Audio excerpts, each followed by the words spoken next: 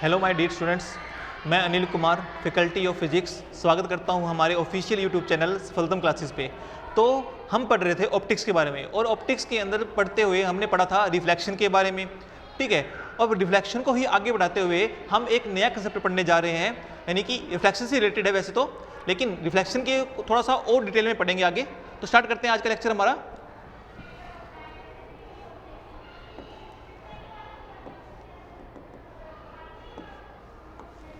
Reflection through plane mirror. तो आज हम पढ़ने जा रहे हैं कि एक प्लेन मिरर से रिफ्लेक्शन कैसे होता है, ठीक है। सबसे पहले बात करते हैं कि प्लेन मिरर बोलते किसको है।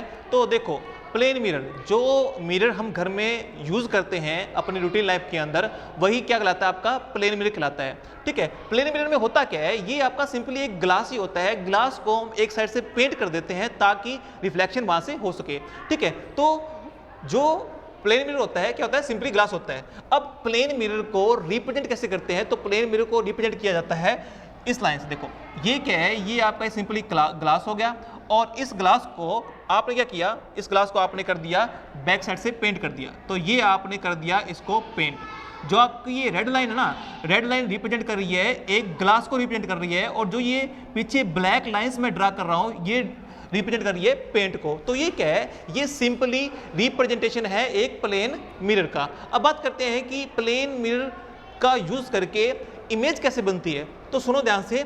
सपोज करो कि ये क्या है, आपके पास ये आपके पास एक ऑब्जेक्ट है। ये क्या है, ये कोई ऑब्जेक्ट हो गया। ऑब्जेक्ट मतलब जिसकी इमेज आपको यहां पे बनानी है, ये क्या है, आपका ऑब्जेक्ट हो गया, ठीक है। इस ऑब्जेक्ट को बोलते क्या है, इस ऑब्जेक्ट को बोलते हैं पॉइंट ऑब्जेक्ट। ये कहलाता है आपका पॉइंट ऑब्जेक्ट कहलाता है, ठीक है। ऑब्जेक्ट देखो, ये तो पॉइंट की तरह है, तो इसको बोलते हैं पॉइंट ऑब्जेक्ट बोलते हैं। अगर ऑब्जेक्ट मान लो आपके पास ये वाला हो, ठीक है, इसे क्या बोलोगे, तो ये कहलाता है आपके पास एक्सटेंडेड ऑब्जेक्ट। इसे बोलते हैं एक्सटेंडेड इसे बोलते हैं एक्सटेंडेड ऑब्जेक्ट बोलते हैं, ठीक है। अगर आपके ऑब्जेक्ट का साइज लाइक ए पॉइंट हो तो इसे बोलोगे पॉइंट ऑब्जेक्ट। अगर आपके ऑब्जेक्ट का साइज पॉइंट ना हो के पॉइंट से बड़ा हो तो उसे बोलते हैं एक्सटेंडेड ऑब्जेक्ट। और हमारे डिस्कशन के जितना भी हम डिस्कशन करेंगे आपके साथ, तो सारे डिस्कशन में हम बात करेंगे एक्सटेंडेड ऑब्जेक्ट की, ठीक है। अब बात सुनते हैं, अब बात करते हैं कि अगर कोई पॉइंट ऑब्जेक्ट एक प्लेन मिरर के पास पड़ा हो तो उसकी इमेज कैसे बनती है। तो सुनो ध्यान से। सपोज करो कि ये क्या है, ये पॉइंट ऑब्जेक्ट है और इस पॉइंट ऑब्जेक्ट से एक लाइट आपकी ये आई, एक लाइट आपकी ये वाली आई, ठीक है, और एक लाइट आपकी ये गई। ये दो लाइट इस ऑब्जेक्ट से इस मिरर के ऊपर आती है, ठीक है। अब आपको पता है कि मिरर से क्या होगा, मिरर से होगा रिफ्लेक्शन। रिफ्लेक्शन होगा तो ये जो इंसिडेंट रे है, ये आपकी है इंसिडेंट रे, ठीक है। तो ये इंसिडेंट रे टकरा के यहां से चली जाएगी, मान लो ये चली गई आपकी इधर, चली गई इधर, ठीक है। और ये जो इंसिडेंट रे है, ये आपकी जो सेकंड इंसिडेंट रे है, ये यहां टकराएगी और यहां से टकरा के आपकी इस साइड आ जाएगी, ठीक है। तो ये हो जाएगी आपकी रिफ्लेक्टेड रे। सेम यहाँ पे क्या है, ये क्या आपकी रिफ्लेक्टेड रे है, ठीक है। अब इसमें बात की जाए नॉर्मल कहाँ पे है, तो देखो आपको मैंने बताया था कि इंसिडेंट रे किसी सरफेस से जहां पहली बार टकराएगी वहां क्या करना आपको, वहां पे आपको एक परपेंडिकुलर ड्रा करना है और वही क्या कहलाएगा, आपका नॉर्मल कहलाएगा, ठीक है। तो ये इंसिडेंट रे फर्स्ट टाइम यहां आपकी स्ट्राइक कर रही है, तो यहां क्या बनेगा, यहां बनेगी, आपने यहां पे आपने ड्रा कर दी एक लाइन, तो ये क्या है, ये आपकी है नॉर्मल। और जो एंगल इंसिडेंट रे नॉर्मल के साथ बनाएगी उसे बोलते हैं आई, और जो एंगल रिफ्लेक्टेड रे इस नॉर्मल के साथ बनाएगी उसे बोलते हैं एंगल आर, यानी कि एंगल ऑफ रिफ्लेक्शन। सेम यहां करना आपको। तो देखो यहां पे जो नॉर्मल का काम करेगी वो ये रे करेगी, तो ये क्या है, ये आपकी है नॉर्मल, और ये एंगल क्या आपका आई है, और ये एंगल आपका क्या है, आर है, ठीक है। और इमेज बनने की कंडीशन होती है, इमेज कब बनती है, जब आपकी रिफ्लेक्टेड रे आपस में मिलती है। जहां भी रिफ्लेक्टेड रे आपस में मिलेगी वहां क्या बनेगा, आपका इमेज बनेगी। लेकिन इस केस में देखा जाए तो एक रिफ्लेक्टेड रे आपके पास ये वाली है, दूसरी आपके पास ये वाली है। नंबरिंग कर देता हूं मैं। तो पहली जो रिफ्लेक्टेड रे है वो ये वाली है, दूसरी कौन सी है, दूसरी आपके पास ये वाली है। लेकिन इस डायग्राम में देखा जाए तो ये रिफ्लेक्टेड रे इस साइड तो कभी मिलेगी नहीं, इस साइड नहीं मिलेगी, तो इमेज बनेगी नहीं। लेकिन हम देखते हैं कि जब प्लेन मिरर के सामने जब हम जाके खड़े होते हैं तो हमारी इमेज बनती है। तो इमेज बनती किस वजह से है, तो सुनो ध्यान से।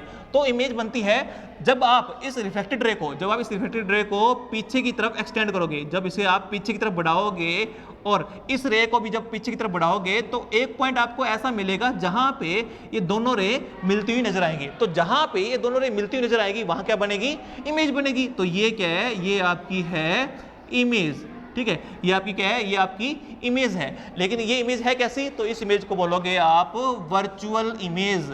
ये कैसी इमेज है, ये इमेज आपकी है वर्चुअल इमेज। वर्चुअल इमेज क्यों बोला गया, तो देखो वर्चुअल इमेज इसलिए बोला गया क्योंकि जो आपकी ये रिफ्लेक्टेड रे थी ना, ये एक्चुअल में यहाँ नहीं मिल रही थी, ठीक है, ये वर्चुअली मिल रही है। यानी हमें ऐसा लग रहा है कि ये लाइट आपकी यहाँ से आ रही है, ठीक है। तो जब आपकी रिफ्लेक्टेड रेज एक्चुअल में नहीं मिलती, यानी कि रियल में नहीं मिलती, तो उस केस में जब इमेज बनती है उसे बोलते हैं वर्चुअल इमेज, ठीक है। और मान लो कि अगर आपकी ये रिफ्लेक्टेड रे, अगर ये रे और ये रे आपस में मिल जाती रियल में, तो इनके मिलने से जो इमेज बनती है वो क्या कहलाती है, आपकी रियल इमेज कहलाती है। तो ये होता है आपका वर्चुअल इमेज और रियल इमेज के बीच में डिफरेंस, ठीक है। इट मींस प्लेन मिरर में जो हमारी इमेज बनती है वो कैसी इमेज बनती है, वो बनती है वर्चुअल इमेज, ठीक है। इसको आपको ये आप अच्छी तरह समझ पाओगे हमारी एक नेक्स्ट स्लाइड में। तो देखो यहाँ पे, देखो यहाँ पे जो बातें आपको मैंने पिछली स्लाइड में डिस्कस की थी वही आपको एक पिक के जरिए यानी एक फोटो के जरिए यहाँ पे बताई गई है। देखो यहाँ पे क्या है, यहाँ पे ये क्या है, एक बॉय है और ये क्या है, ये आपका है मिरर, ठीक है। ये क्या आपका, ये आपका मिरर है। तो इसकी क्या बन रही है, इमेज बन रही है। ये क्या हो गई, ये हो जाएगी इमेज, और ये क्या है, ये आपका है ऑब्जेक्ट, ठीक है। तो देखो ये ऑब्जेक्ट है कैसा, तो ये ऑब्जेक्ट ये इमेज कैसी बनी है, ये इमेज बनी है वर्चुअल। ये कैसी इमेज बनी है, वर्चुअल। अब यहीं से हम इस इमेज के बारे में कुछ और बातें और पढ़ेंगे। क्या पढ़ेंगे, तो सुनो ध्यान से। देखा जाए तो आप देख पा रहे हो कि जितना साइज मेरे ऑब्जेक्ट का है, साइज मतलब कि जितनी हाइट मेरे इस ऑब्जेक्ट की है उतनी हाइट क्या है, मेरी इमेज की है, ठीक है। देखो अगर हाइट को कंपेयर किया जाए तो इसकी हाइट इतनी है ना, और इमेज की हाइट भी क्या है, इतनी है। तो दोनों की हाइट क्या है, बराबर है। जब हाइट बराबर होती है हम बोलते हैं कि दोनों का साइज क्या है, बराबर है। इट मींस जब प्लेन मिरर किसी भी ऑब्जेक्ट की इमेज बनाता है तो इमेज का साइज और ऑब्जेक्ट का साइज क्या होता है, इक्वल होता है, ठीक है। पहले क्या हमें इसमें देखने को मिला, पहले हमें ये देखने को मिलेगा कि जितना साइज आपका ऑब्जेक्ट का रहने वाला है और उतना साइज क्या रहने वाला, उतना साइज किसका रहेगा, इमेज का रहेगा। तो मतलब साइज क्या होता है, बराबर होता है। दूसरा देखो, जितना डिस्टेंस पे, जितना दूरी पे आपका ये ऑब्जेक्ट इस मिरर से है उतनी ही दूरी पे क्या है, ये आपका इमेज बनती है, ठीक है। जितनी दूरी पे आपका ऑब्जेक्ट मिरर से होता है उतनी ही दूरी पे क्या बनती है, इमेज बनती है। मतलब कि ऑब्जेक्ट का डिस्टेंस, किसका डिस्टेंस है, ये है ऑब्जेक्ट का डिस्टेंस, और ये किसका डिस्टेंस है, ये आपका है इमेज का डिस्टेंस। दोनों क्या होते हैं, दोनों होते हैं बराबर होते हैं। तो यहां से हमने ये दो बातें जानी, कौन कौन सी, हाइट बराबर होती है और दोनों का डिस्टेंस क्या होता है, बराबर होता है। ये तो देखो ये क्या है, ऑब्जेक्ट का डिस्टेंस है और ये क्या है, आपका इमेज का डिस्टेंस है, दोनों क्या है, बराबर है। तो ये दो चीजें हमने यहां से जान ली, ठीक है। अब इसको ना इसी को एक ब्लॉक डायग्राम के जरिए दिखाया गया है। वो ब्लॉक डायग्राम है क्या, तो ध्यान से देखो, ये क्या है, ये आपका हो गया कोई भी ऑब्जेक्ट हो गया, ठीक है। ये कौन सा ऑब्जेक्ट है, ये आपका है एक्सटेंडेड ऑब्जेक्ट, ठीक है। ये आपका ऑब्जेक्ट हो गया, ऑब्जेक्ट की इमेज बना दी यहाँ पे, ठीक है। बनी कैसे, वो प्रोसेस आपको पता है। देखो ये क्या है, एक इंसिडेंट लाइट आपने ये ले ली, ठीक है। ये इंसिडेंट लाइट जब यहाँ से टकरा के कहाँ जाएगी, तो ये आएगी आपकी इसी साइड आएगी, तो ये आपकी इस साइड आएगी। ऐसा क्यों हो रहा है, ये कौन सा इंसिडेंस कहलाएगा, ये कहलाएगा आपका नॉर्मल इंसिडेंस, ठीक है।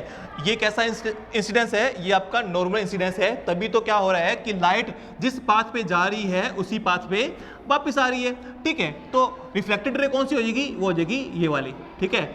इंसिडेंट रे भी इस साइड है और रिफ्लेक्टेड रे भी आपकी इस साइड है। और एक लाइट आपने ये वाली ली, एक लाइट आपने ये ले ली, ये जा रही है इस साइड, ठीक है।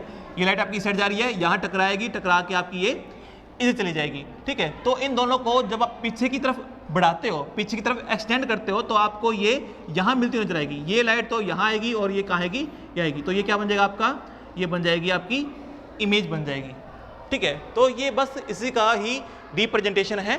ठीक है। और इसमें देखो ये बताया गया है कि जितनी हाइट आपकी ऑब्जेक्ट की है उतनी क्या है इसकी इमेज की है। अब ना अब मिरर के हेल्प से जो इमेज बनती है उसके बारे में कुछ और बातें पढ़ते हैं। देखो some facts regarding the plane mirror, आपको कुछ प्लेन मिरर के बारे में फैक्ट पढ़ने हैं। पहला क्या है, size of the image equal to size of the object. ये बात आपको मैं बता चुका हूं कि जितना साइज आपका ऑब्जेक्ट का होता है उतना साइज किसका होता है, इमेज का होता है। ठीक है, जैसे कि आपको इस डायग्राम में पता लग जाएगा जितनी हाइट इस बॉय की है उतनी हाइट किसकी होगी, इसकी इमेज की होगी। ठीक है, ये थोड़ा सा जूम करके दिखाया है तो यहाँ पे आपको लग रहा होगा भी अनइक्वल है, लेकिन ऐसा नहीं होता है। ठीक है, दूसरी बात करते हैं, image is erect and virtual. Virtual आपको मैं बता चुका हूँ वर्चुअल क्यों बोलते हैं, और इरेक्ट मतलब क्या होता है, इरेक्ट होता है सीधा, मतलब कि आपकी जो इमेज बनती है वो बिल्कुल सीधी बनती है, यानी कि इमेज में जो इमेज होती है उसमें भी आपका सर ऊपर होता है, ठीक है, और पैर नीचे होते हैं, तो इसे बोलते हैं इरेक्ट। इरेक्ट मतलब सीधी बनना। ठीक है, दूसरी बात इसमें है there is a lateral inversion in the image. इसका मीनिंग क्या है, लैटरल इन्वर्जन मतलब कि देखो इस डायग्राम में देखो, यहां से आपको इस शब्द का मीनिंग समझ में आएगा कि लैटरल इन्वर्जन होता क्या है।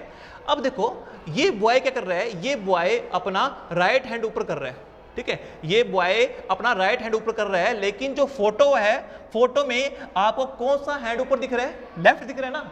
देखो यहाँ पे क्या है, ये इस बॉय का राइट हैंड है, अगर देखा जाए तो ये मेरा राइट हैंड है, लेकिन जो मेरी फोटो होगी ना, फोटो में जो बॉय होगा वो कौन सा अपना हैंड ऊपर कर रहा है, वो लेफ्ट कर रहा है। देखो ये राइट हैंड है और ये कौन सा है, लेफ्ट हैंड है। मतलब अगर हम अपना राइट हैंड ऊपर उठाते हैं तो हमारी जो फोटो बन रही होगी वो फोटो वाला अपना लेफ्ट हैंड ऊपर उठाएगा। अगर हम अपना लेफ्ट हैंड ऊपर उठाते हैं तो जो हमारा फोटो वाला होता है वो अपना राइट हैंड ऊपर उठाएगा। तो मतलब उल्टा काम होता है, इसे बोलते हैं lateral inversion.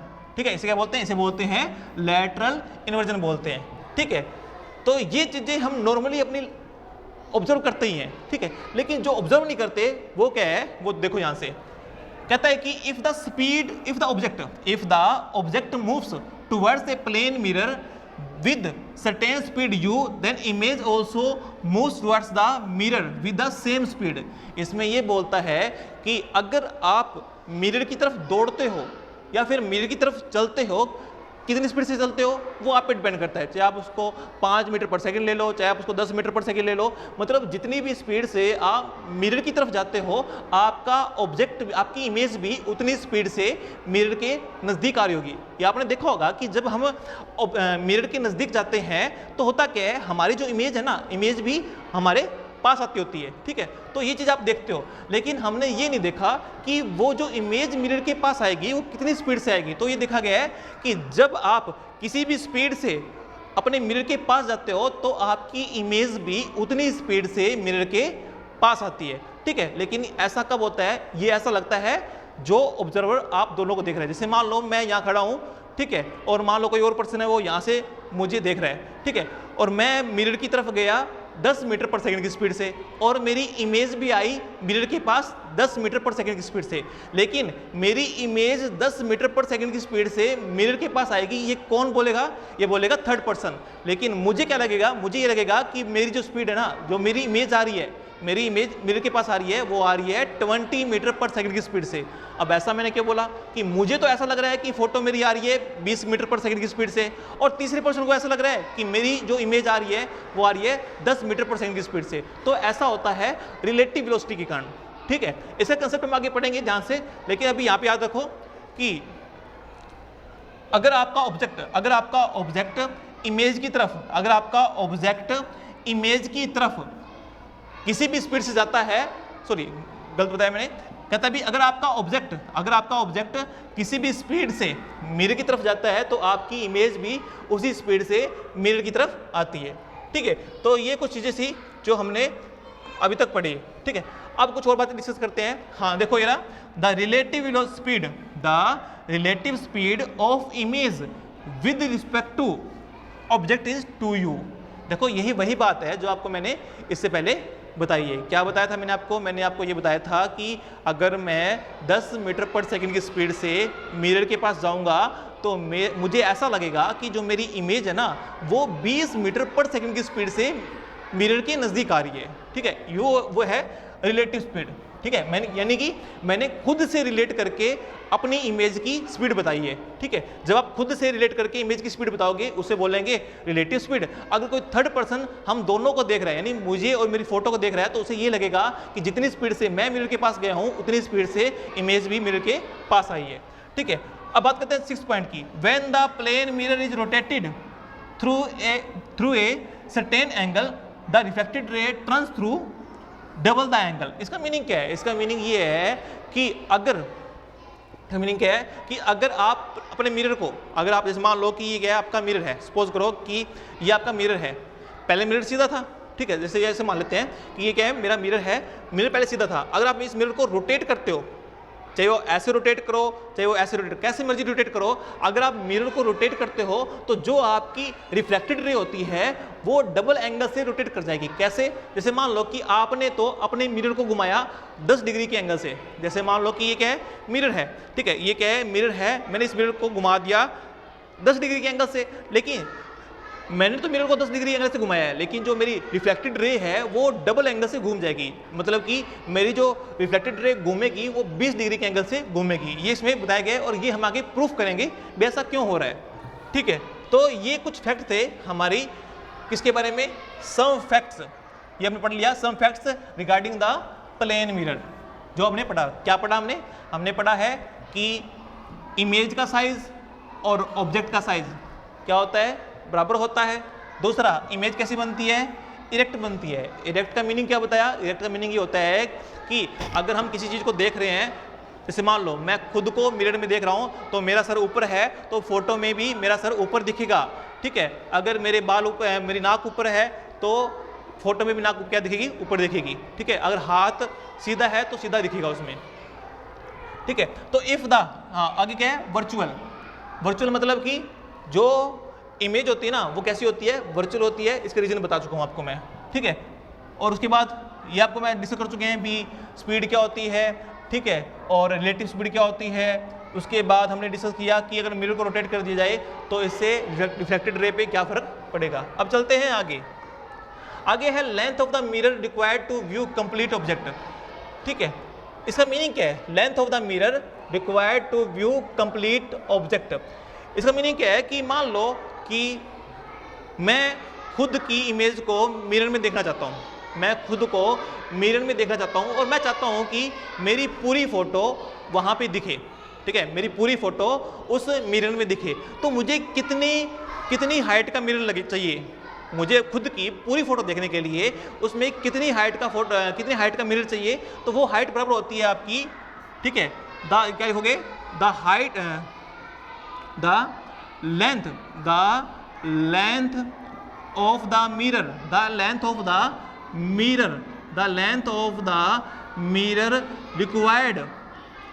Mirror required to view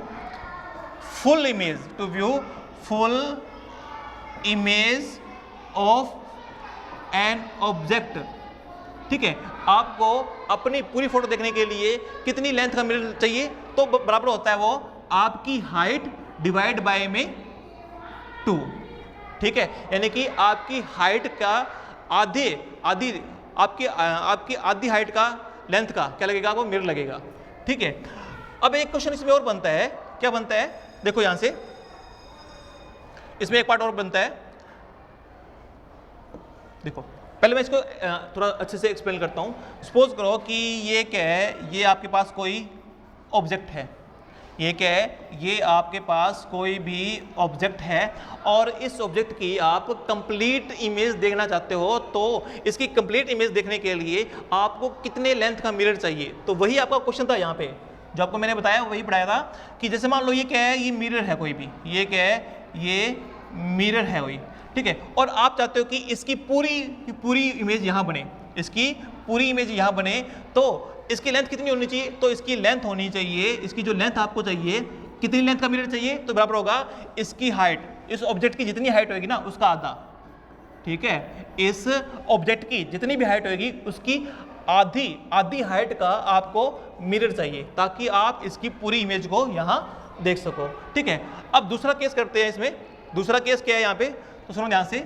मान लो कि ये क्या है, ये मिरर है, ये क्या है, ये मिरर है, ठीक है। और सपोज करो कि ये कोई आपका मान लो ये वॉल है, ठीक है, ये कोई भी दीवार होगी, ये वॉल होगी, ये दीवार होगी, और मान लो कि आप खड़े हो इन दोनों के बीच में, ठीक है, आप मान लो कि इन दोनों के बीच में खड़े हो, ठीक है, मालूम वो आपकी साइड है, आप इन दोनों के बीच में खड़े हो और आपको इस दीवार की फुल इमेज देखनी है, तो आपको कितनी हाइट का मिरर चाहिए? मेरा क्वेश्चन समझ पा रहे हो आप? जैसे कि मैंने ये बोला कि आपके पास ये क्या है, ये मिरर है, ये क्या है, ये मिरर है, और आपको इस मिरर में इस दीवार की पूरी फोटो देखनी है। कैसे देखोगे और कितनी हाइट का आपको ये मिरर चाहिए? तो इस मिरर की जो हाइट होगी वो बराबर होगी आपको h/3, ठीक है। इस मिरर की जो लेंथ चाहिए आपको वो बराबर होगी h/3। अब h क्या है यहाँ पे? h है आपकी इस दीवार की हाइट। अभी ये दीवार जो है कितनी हाइट की है, तो मान लो इसकी हाइट h है, तो इस h हाइट को आप 3 से डिवाइड कर दो तो आपको पता लग जाएगा कि मुझे कितनी लेंथ का मिरर चाहिए इस वॉल की पूरी इमेज को देखने के लिए। तो ये आपका कुछ टॉपिक था, length of the mirror required to view complete object, ठीक है। उम्मीद करता हूँ कि आपको ये समझ में आया होगा, ठीक है। एक बार थोड़ा रिपीट कर देता हूँ, मैंने क्या पढ़ाया है अभी आपको। मैंने आपको ये पढ़ाया है कि जैसे मान लो कि आप घर में अपनी खुद की शक्ल को देख रहे हो, अपनी खुद को देख रहे हो, और आप चाहते हो कि मुझे मेरी पूरी फोटो दिखे, तो आपको अपनी पूरी फोटो देखने के लिए कितनी हाइट का मिरर चाहिए, तो किसके बराबर होगा, उसकी लेंथ कैसे निकालोगे? तो देखो, जितनी आपकी हाइट होगी, अपनी हाइट को 2 से डिवाइड कर दो, जो वैल्यू आएगी उतनी वैल्यू का क्या लगेगा आपको? मिरर लगेगा अपनी खुद की फोटो को पूरा देखने के लिए, ठीक है। तो पहला पार्ट तो ये था, ठीक है, आंसर क्या था उसका? h/2। दूसरा पार्ट हमने ये किया कि जैसे मान लो कि मेरे सामने क्या है, मिरर है, और पीछे क्या है, मेरी दीवार है, और मैं चाहता हूं कि वो दीवार मुझे पूरी दिखे, ठीक है। तो मुझे कितनी हाइट का मिरर चाहिए? तो वो उसका आंसर आएगा h/3। उसका आंसर क्या आएगा? उसका आंसर आएगा h/3। यहाँ पे h क्या है? h आपकी है उस वॉल की हाइट, ठीक है। वो क्या है? ये आपकी है, ये आपकी होती है हाइट ऑफ द, ये क्या आपकी हाइट ऑफ द वॉल है, ठीक है। उसके बाद चलते हैं आगे, rotation of a plane mirror. देखो ये आपको आ गया, rotation of a plane mirror.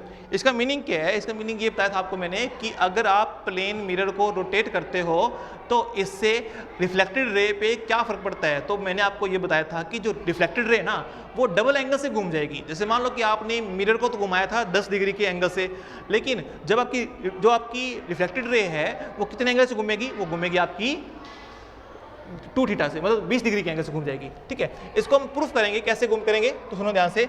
Suppose करो कि आपके पास क्या है, आपके पास ये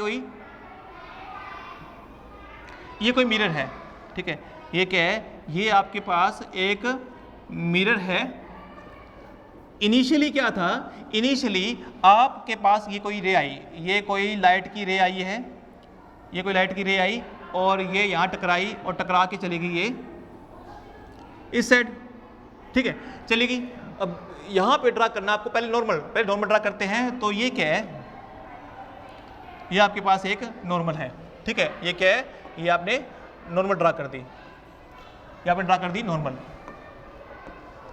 अब देखो ये आपकी है नॉर्मल, और ये आपका हो गया एंगल आई हो गया, और ये एंगल आपका आर हो गया, ठीक है। इनिशियली हमारे पास ये कंडीशन है।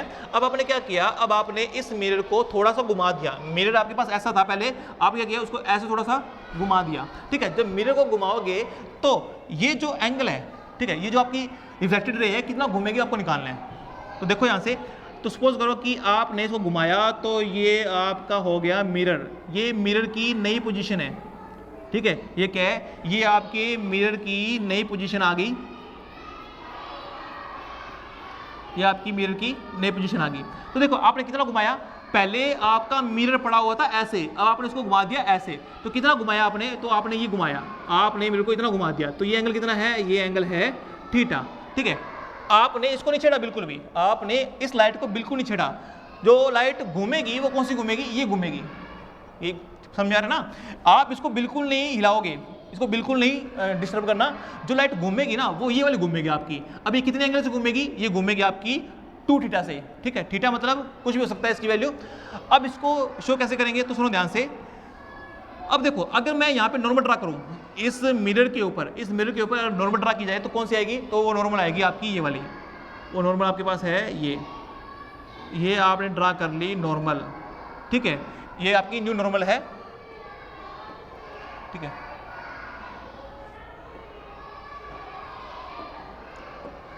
ये आपने ड्रा कर ली न्यू नॉर्मल, ठीक है। ये आपकी नई नॉर्मल है, ठीक है। ये आपकी न्यू नॉर्मल है, ठीक है। जब आपने मिरर को थीटा एंगल से घुमाया है तो एक सीधी सी बात है कि जो आपकी नॉर्मल है वो भी कहीं घूमेगी। तो ये आपकी नॉर्मल, देखो इनिशियली नॉर्मल आपकी थी, स्टार्टिंग के अंदर आपकी नॉर्मल ये रहती है, ठीक है। जब मिरर घूम जाएगा, जब आपका ये मिरर ऐसे घूमेगा, देखो स्टार्टिंग में ये कंडीशन है, स्टार्टिंग में ये कंडीशन है, जब आप मिरर को ऐसे घुमाओगे तो नॉर्मली घूम जाएगी, ठीक है। तो वही काम मैंने यहाँ पे किया है। ये मेरा बन गया मिरर की नई पोजीशन, ये मेरे मिरर की नई पोजीशन थी। तो इस नई पोजीशन के अकॉर्डिंग जो मेरी नॉर्मल बनेगी तो ये वाली बनेगी ना, और ये एंगल क्या बनेगा, ये एंगल मेरा बन जाएगा थीटा, बन जाएगा थीटा बन जाएगा, ठीक है। अब देखो अगर इसको मैं नॉर्मल मान के चलूँ, इसको मैं नॉर्मल मान के चलूँ, मानना क्या है एक्चुअल में है ये, ठीक है। तो देखो तो ये जो मेरा एंगल है ये क्या है, ये आपकी है इंसिडेंट रे, ये तो आपकी है इंसिडेंट रे। तो इंसिडेंट रे का इसका जो एंगल बनेगा वो क्या बनेगा, देखो यहां से लेके यहां तक ये आई तो था पहले से, दोबारा बताता हूं आपको मैं, ये देखो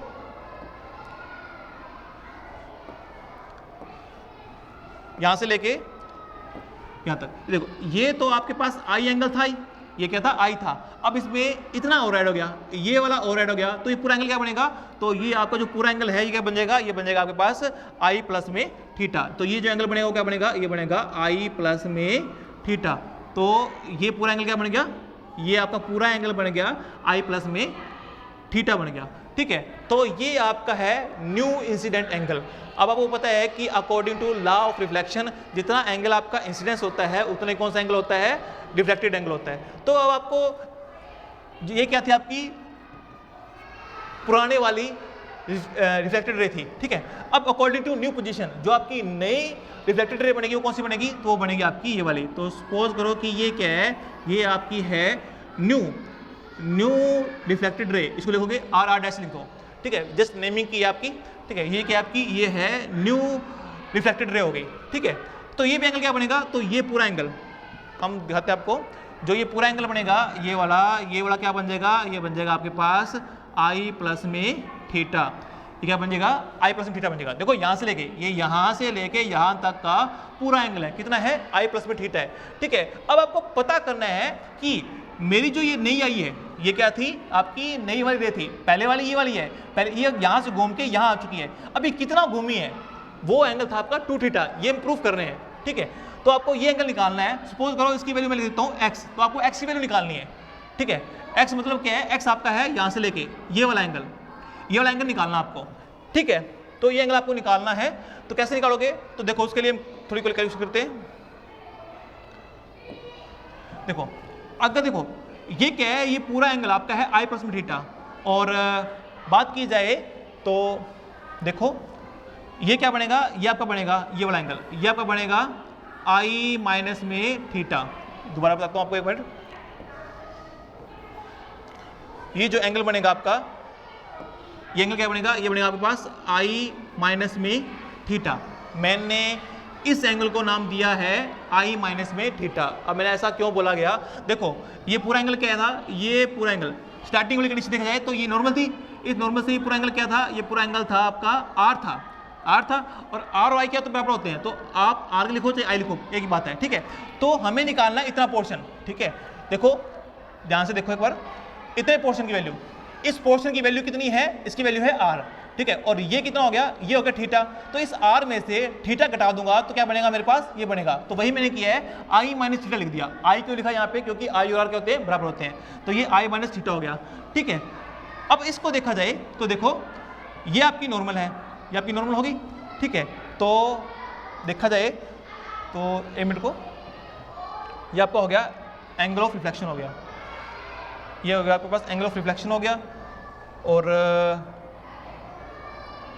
हमें निकालना है आई प्लस थीटा निकालना है। तो आई प्लस थीटा निकालना है, अब देखा जाए तो आई प्लस थीटा यानी एक्स चाहिए हमें, एक्स हमें चाहिए, तो एक्स हमें चाहिए, हमें एक्स तो हमें निकालना था, इस एक्स की वैल्यू निकालना था।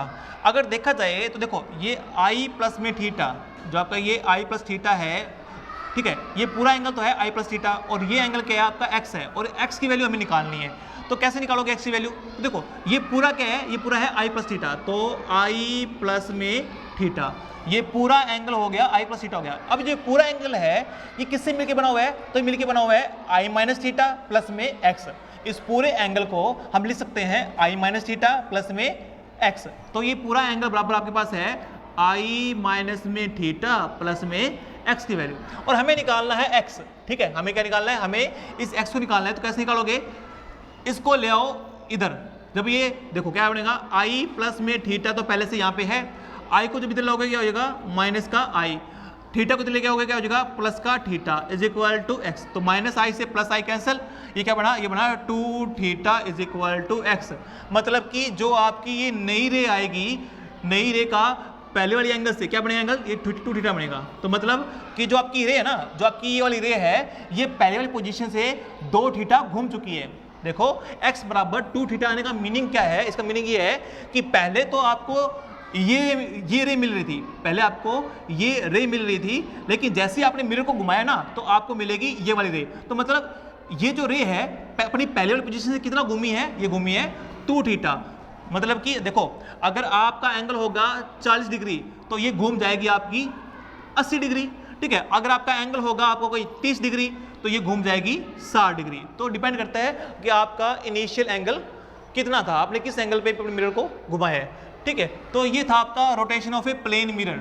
इससे डायरेक्ट क्वेश्चन पूछे जाते हैं, तो आपको इस फैक्ट को ध्यान में रखते हुए इसके क्वेश्चन को सोल्व करना है। आज हम यहाँ तक ही पढ़ेंगे, इसके जो नेक्स्ट टॉपिक है उसका डिस्कशन करेंगे नेक्स्ट वीडियो में। Thank you, have a nice day.